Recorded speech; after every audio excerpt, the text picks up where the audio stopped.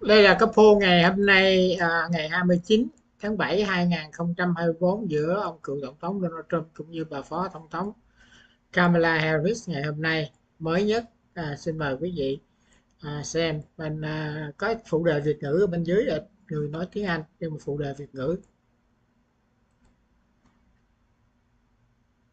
Until the 2024 election, Donald Trump has a 60% chance at winning the presidency, even though Democrats just replaced their nominee. And so in this video, we're going to be taking a look at the 2024 electoral map based on current betting odds in each of the 50 states. We're going to begin by filling in the solid states for both candidates, states that either Harris or Trump have over a 90% chance at winning. For Kamala Harris, she is going to win the states of Washington, Oregon, California, Hawaii, Colorado, Illinois, New York, Vermont, Massachusetts, Connecticut, Rhode Island, New Jersey, Delaware, Maryland, the District of Columbia, and the 1st District of Maine by solid margins, according to current betting markets. She has an over 90% chance at securing a victory in these states. As for former President Trump, he is going to win in Utah, Wyoming, Idaho, Montana,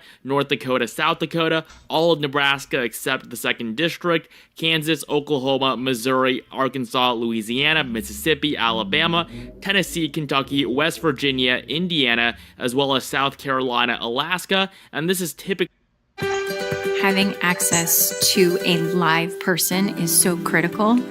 There are so many typically what you would expect solid red states to be, but we have a few additional safe states for Donald Trump because of just how well he is doing all across the map. He is also now the favorite to win Iowa and Ohio with an over 90% chance in those states, as well as Texas and Florida. Florida, a state that was expected to go to President Biden 4 years ago. Joe Biden was the favorite based on the betting markets to win the Sunshine State in 2020, and now it is a solid red state. And so with these solid states filled in for both candidates, Trump is already at almost the amount of electoral votes he won in the last election, 218 out of the 232 that he eventually came out with. Kamala Harris trails with just 191. We're now going to get into the likely states, states that either candidate has between a 70 to 90% chance at winning. These states are going to be more competitive,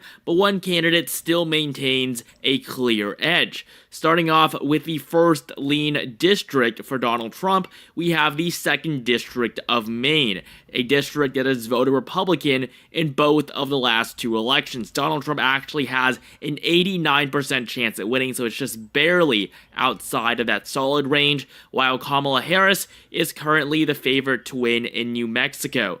5 electoral votes in a state that is shifting away from Democrats as Hispanic voters are moving towards the Republicans, and New Mexico is the only state in the country with a Hispanic majority. The odds for Democrats actually got pretty bad right before Biden dropped out. On July 15th, Democrats had just a 6 right now for more content like this leading up to the election in November. And follow me on Twitter for daily political updates, link in the description below. Next up, in Minnesota, a state that Republicans haven't won in 52 years. If Donald Trump could pull off a victory in the state, the election would essentially be over and it would be a landslide for the former president. However, Kamala Harris does maintain an 84% chance at winning, so it is still currently a likely blue state, but a 17% chance, that's almost 1 in 5. If you took 1 in 5 odds for a really big prize, you would probably take it. 17% is not low by any means, and at one point just a few weeks ago,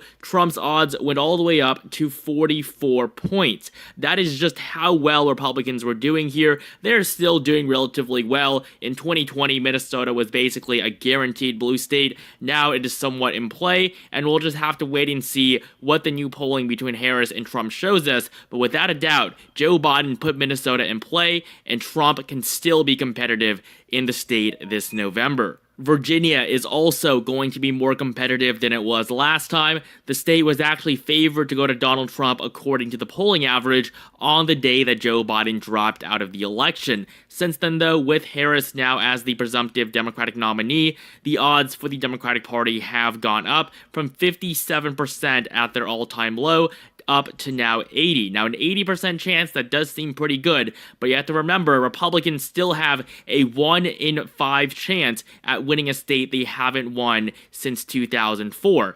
And looking at the Republicans' peak, at one point, they were actually the favored party here. So Virginia is no doubt going to be more competitive than it was 4 years ago. Donald Trump, just like in Minnesota, he's put Virginia in play, and so now Democrats are going to have to fight, spend money and time to defend it. Moving up to Maine, we have 2 electoral votes from the at-large vote to settle. Kamala Harris is the favorite, though, with a 79% chance at winning, Trump with a 22% chance. Now, this is a state that the former president lost by nearly double digits 4 years ago, but only by less than 3 points in 2016. Hillary Clinton made Maine competitive because of how poor of a candidate she was.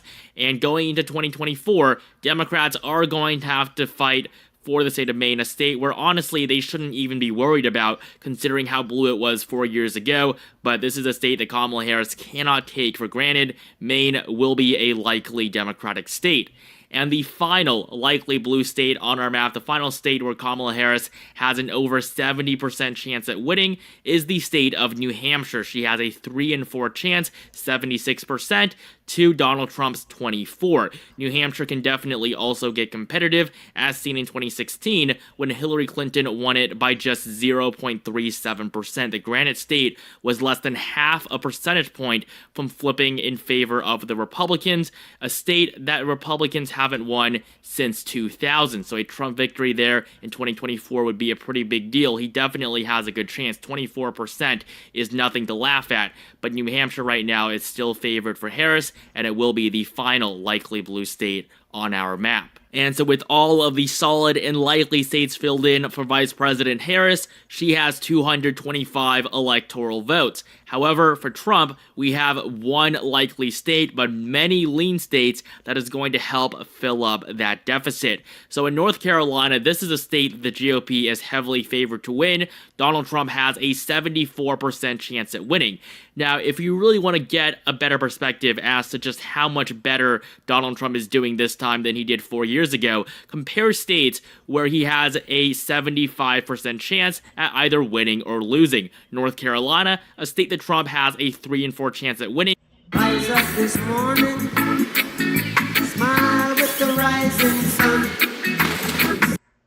He won in the last election by just 1.3%. Compare that to a state like New Hampshire, a state that Joe Biden carried by 7%, but he only has, again, a 3 in 4 chance at winning. So Donald Trump, in a state that he narrowly won 4 years ago in North Carolina, he is now by far the favorite to win, 74-25. The former president is going to win the Tar Heel state. If Kamala Harris wins North Carolina, she'll win the election, but that is probably not going to happen. The state hasn't voted blue since 2008, and it's not going to do so in 2024. North Carolina is our only likely Republican state. And so with all the likely and solid states filled in, Trump will take back his lead with 235 electoral votes. We now have 6 states remaining, as well as the 2nd District of Maine, but it really is in these 6 states that the election will be decided. Both candidates need to win most of these states at the very least to get to 270 electoral votes. We're going to begin, though, by filling in the 2nd District of Nebraska. Kamala Harris has a 66% chance at winning, so it will be lean blue. However, it can definitely still go red. Donald Trump did win the district back in 2016. Now, there are no remaining blue lean states on this map. All the other ones are either going to be tilt or lean Republican. We're now going to begin with the first lean Republican state, and that will be Georgia. The peach state actually went to Joe Biden 4 years ago when the incumbent president carried it by 0.25 percentage point. This was an insanely close margin, and it was the most competitive state in the entire election. Now, considering just how much better of a position Biden was in 4 years ago than Harris is in right now, there's basically no chance that the vice president is going to carry Georgia as a Democrat for the second time in a row. Georgia is currently expected to flip red, with Republicans having a 61% chance at victory.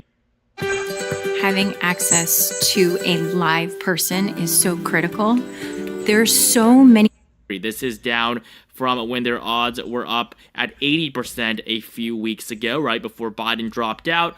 But the fact still remains that Republicans are favored in the peach state. It is still pretty unlikely that Kamala Harris is going to win a state that the GOP has carried for so many decades before Biden's very, very narrow victory in a very good national environment for the Democrats. Arizona is also going to be lean red. This is another state that Biden carried by less than 1%. Arizona was the second closest election in 2020. 0.31% was the statewide margin. Today, however, Donald Trump has a 61% chance at winning, the same odds as he does in Georgia. He is the clear favorite to win back Arizona. Again, another state Republicans won for decades before Joe Biden flipped it in 2020. But the margins in these two states, they simply were too small, and it really will be very difficult for Democrats to overcome the unpopularity of their party. And since they're the party in power now, they are basically being held responsible for all the problems in this country. Republicans no longer have that burden, and that is their biggest advantage going into 2024. So Arizona is going to be lean Republican as well, and probably a big surprise this cycle is Nevada. Nevada is now a redder state than the Midwest. Wisconsin, Michigan, and Pennsylvania, three states that have known to be reliably blue since the 1990s all the way until 2016.